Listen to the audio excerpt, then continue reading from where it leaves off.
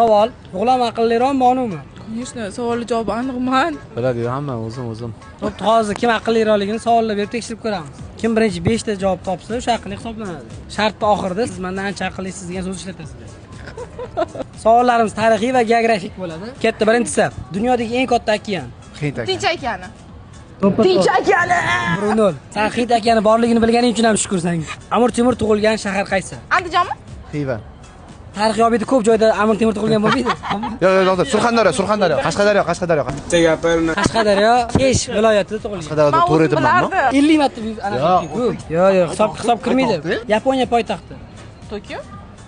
Yaxshi. Men endi aytmoqchim, bu aytib-oladi-yu. Aytsana, mikrofon turibdi-yu. Braziliya qaysi qit'ada joylashgan? Birinchi quloqga qit'a nimaligini tushuntiramiz. Janubiy Amerika. Menga qaysi bir Bo'pti, dunyoda nechta qit'a bor va sanab beringlar ketma-ketligini. 7 qit'a bor. 7-si sizlar mahalladan 7-si. Xo'p, keyin savolga o'tamiz. Kelasi bo'lma hisob 2-0 hozirchalik. O'zbekiston nechta davlat bilan chegaradosh? 5 ta. 4 ta. Molodez. Qoyil.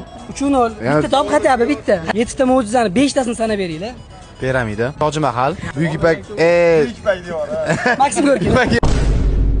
Buyuk Xitoy devori. 3 ta bo'ldimi? Topa olmadi, uzr. Xo'p, keyingisi o'g'lim. Oson, dunyodagi eng uzun daryo. Nil daryosi. 1-0. Saudiya Arabistonida joylashgan ikki muqaddas shahar. Makka va Madina. Bo'ldimi? Bo'ldi. 5 ta bo'ldi-yu.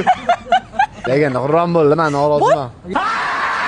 Ya bitta topganingga xafa bo'lmaslik, bitta ham topmading. Operatsiyaga beraman. Xo'p, bo'pti, endi shartni bajar endi. Yo, ne bajaraman? Men rost bo'lmadim. 5 olmadik. Mana shunaqa yo'q. Yo'qmi sani? Bu taraflarni yo'q chesdim. Sen oldin kiyim olib ber menga. Keyingi ko'rsatuvlarda ko'rganda Korоче, gapida turmasligini o'zingizlar shunda ko'rdinglar, так что bunga ortiqcha gap yo'q. Tak что, buni ham bilasizlar.